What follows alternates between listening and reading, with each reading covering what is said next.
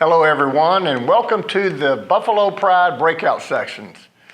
We will be discussing high school athletics, the pros and cons, and educating parents from high school to college. My name is Richard Pettis, the athletic director here at the Villages High School, so at any time feel free to contact me on my information on the screen. Let's start off with some opening remarks. I'd like to thank each and every one of you for attending. High school athletics is very important. We will talk about the why and why nots. We'll also talk about the big dropout prevention program. We feel like that high school athletics is a dropout prevention program. Research shows this: to be involved in sports, you have to be involved in a lot of activities, not only in athletics, but other things as well. I'd like to take this opportunity to introduce to you our principal, Mr. Rob Grant, Teresa Alvarado, vice principal, Dr. Kelly Colley, our vice principal, and Mr. Darren Beavis, our other vice principal. Without those great administrators, none of this would be possible. Our format is usually questions and answers at the end, but at this time, feel free to email me when this session is over. Let's talk about the very beginning, how we really got started here at VHS. I became the athletic director in December of 2002, 19 years ago. We started with 49 freshmen the very first year at the Villages Charter Middle School. We only had 2 sports that year. We started with boys basketball and boys golf. The following year, in 2003, we opened the high school with 170 students. Currently, we have 31 sport teams. That includes all JV and varsity sports. We also have 25 sports, 13 female sports and 12 male sports. And today, our student population is approximately 1,100 students. The sports that we offer at VHS in the fall, they're broken into 3 categories. We have fall sports, winter sports, and spring sports. In the fall, we have volleyball, boys and girls cross country, boys and girls golf, football, boys and girls swimming, dance, cheer, and girls and boys bowling. In the wintertime, we have girls and boys basketball, girls and boys soccer, girls weightlifting, girls dance, girls cheer, and boys wrestling. And lastly, in the spring, we offer girls softball, boys baseball, girls and boys track and field, boys weightlifting, and girls and boys tennis. So let's discuss the pros in high school. Well, as we all know, we never get this time back. We also, I believe, would agree that this is the best time of our lives. We get one chance to explore all new ideas. It gives us an opportunity for our students to find oneself. It's an ongoing process each year. Gives us a chance to make more friends. Gives us a chance to make history within our school. Everyone at this time, at this age, is discovering adulthood. It creates a great learning environment, opportunity for a nice prep for college. And it also makes going to reunions later on in life exciting times, because the older you get, as we all know, the story gets just a little bit better and better. The cons in high school: peer pressure. It's an ongoing process as well. Drama, which involves social media, that could be good and bad. For the first time, our students are having dating issues. Discussion with others concerning our athletic programs, we have to be very careful in relation to FHSAA. Children having a job during school time, at times this can be very questioning, but we understand under certain circumstances that that's necessary. We would just like to have all of our students involved in as many programs as possible and to keep their hours down in the summertime. Students lack participation in activities by going to other and seeing other schools. Keys to high school athletics. The number one key is always and will be communication between parents, athletes, and coaches. This is the most important variable in our athletic department. We have to all work hard. We have to all be committed. These are, as I said earlier, the best times of our life. Living your dream through your child, you have to be very careful when we do that, parents. Must be enjoyable to all of our students. Might not ever get another chance to do these things. So we have to support and continue to guide his parents. The expectations as coaches that we have, we're in the business of young people. We must care for kids. That always and will always be our first priority. We have to all be very passionate about this. We have to learn great leadership skills by attending coaching clinics each year. And again, as I said earlier, we all have to continue to work hard and be committed to our programs. Communication is crucial in high school athletics. We have to be great teachers of the game. Some of the things that bring questions sometimes are playing time. We will cover these issues when we have parent meetings each year. And also we talk about the 24-hour rule. We have to be very mindful after a contest to wait to speak to a coach. Let's talk about the R word. It's the recruiting word. So what happens in terms of attending VHS? What happens when transferring to VHS?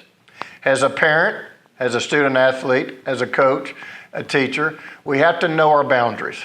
Our policy here at the Villages Charter School is anytime someone new wants to come on board, they have to reach out to central office, go through our enrollment process in order to get a tour. We will talk briefly in a few minutes about Policy 36 in terms of recruiting. We're going to discover right now, and talk about the FHSAA bylaws and policies. A guide for parents. How can a parent assist his and her school's athletic department? First, it is important to know that a parent is a representative of school's athletic interest. That can involve any independent person, any business, or organization. Therefore, a parent's action can affect a school's compliance with FHSAA handbook. As a representative of school's athletic interest, you have the responsibility of protecting the integrity of your school's athletic program. Realizing this, know that some people may have ulterior motives in their conversations with you. Parents should keep any comments or discussions related to a school's academic program. Talking about finances or other athletic programs may result in violations being committed by the school. All of the following are representatives of a school's athletic interest: parents, athletic boosters, volunteers. So again, we have to be very careful, everyone that's involved within the school. Let me give you a quick story. Hank is the owner of a local dealership and representative of School A's athletic interest. Recently, he has heard that James, a star track athlete at School B, is not happy at his current school. In order to help James with his situation, Hank reaches out to James and his family about attending School A. Hank tells James if he plays at School A, he will provide a vehicle free of charge to drive to school. The actions of Hank could result in School A being prohibited from participating in the FHSAA State Series. Folks, that is a true statement.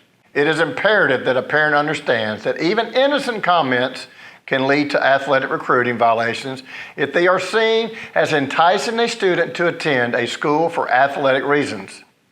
Responding to a simple question such as, "How is your school's basketball season going so far?" "We are having a good year, but we are graduating a lot of seniors," could lead to this response: "Really?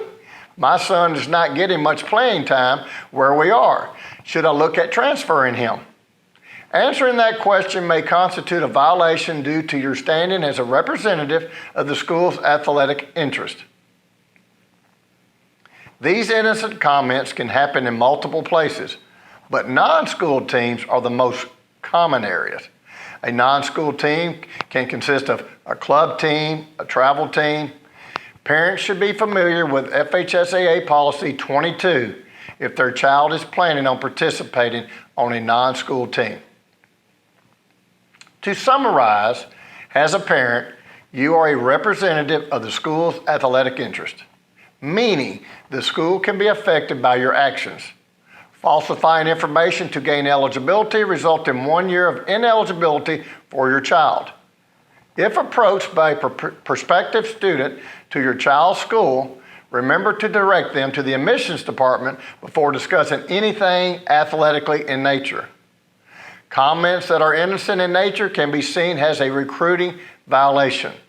If your child is planning on participating on a non-school team, please be familiar with Policy 22.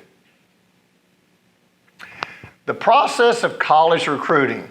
As we all know as head coaches and assistant coaches, our job is to promote all athletes. We have to do a great job in the marketing part of it. We do have what's called the Huddle software, where we video our games and we send out to college coaches. One of the biggest trends here lately is Twitter. That is another way to get information out with your student athlete. We can write recommendation letters. We can fill out questionnaires. That'll be something that I'll show you here in the next few minutes. We do have player profile bio. It's important that we get a good understanding of what the ACT and SAT test is all about. And they usually sign up for this in their early junior year. We have now what's called the Eligibility Center by NCAA. It used to be called the Clearinghouse. Different reference guides that you can look up. It's something that's called the Students, Athlete, and College Recruiting, Dynamite Sports. And you can go to dynamitesports.com to pick up that book. There's also something on FHSAA.com that parents can go to that's called the Eligibility and Recruiting Seminar or Webinar. I would encourage you to do that for all student athletes and parents. This was the bio that I was referring to from an athlete that was graduated here at VHS a few years ago that talks about different information in terms of this particular one is in football. You know, it gives the young man's information, his height, his weight, his 40 time, his ACT, his Twitter handle, and so forth. So this is something that we could do for all of our athletes. Please contact your head coach in their respective sport. So the process of college recruiting. We as coaches are all, and even parents, we're all at the mercy of college coaches. We can promote, we can write letters, we can send in film. But at the end of the day, we are in the hands of college coaches, what their needs and wants are. I would encourage everyone, if the school does not offer it in your sport, to video your student athlete.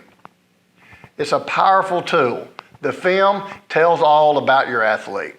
Parents, continue to market your son and daughter along with the head coach, and always communicate with the head coach. We all have one team and one goal here, and that is to get to the next level. The Eligibility Center that we just spoke about, test scores are important. GPAs are important. They have a sliding scale in the NCAA. When to register. Again, I would encourage you to register at the beginning of your junior year. That way you can get with your guidance counselors to talk about financial aid and Pell Grants, because I truly believe there's a place for everyone in the country. You might have to go travel a little ways, but it goes back to being what your dream is, what your commitment is, but more importantly, just having fun. There are different options in terms, as we all know, whether you get a scholarship or if you become a walk-on. The main goal is getting to the next level. This is in front of the high school that was built in 2003, our first year. This picture is going into our cafeteria and our arts, which is culinary arts and so forth. This picture again is the backside of our media center. This picture that we're looking at now is the athletic center as you go into our gymnasium and our field house. This is inside of our high school gymnasium. And this is our weight room that all of our student athletes lift, and our physical education classes as well on a daily basis. This is a picture of our buffalo that sits in the end zone of our football and soccer fields. This is obviously a picture taken above of our soccer fields and our football field and our stadium. This is another picture that shows our football field and our soccer field as well. We talk about our core values here at the Villages High School, and we're very proud to say that we have 4 that we really look at each and every year. Hospitality, we have stewardship, we have hard work, and we have creativity, and those are the things that we live by daily. Sportsmanship is something that we're very proud of here. We have many of our sport teams that have won this award, not only with our local officials association, but also with FHSAA every year. But again, as all of you know, sportsmanship is expectation. We want everybody to let the players play, let the coaches coach, let the officials officiate, so we all can have a great positive outlook on each contest. We will have sport physicals this spring. We are planning on doing that as a group. If for some reason that does not occur because of the current COVID-19 issues, we will notify all of our student athletes, but it's important that everyone knows that that has to be done each year. We have to have the correct parent approval forms.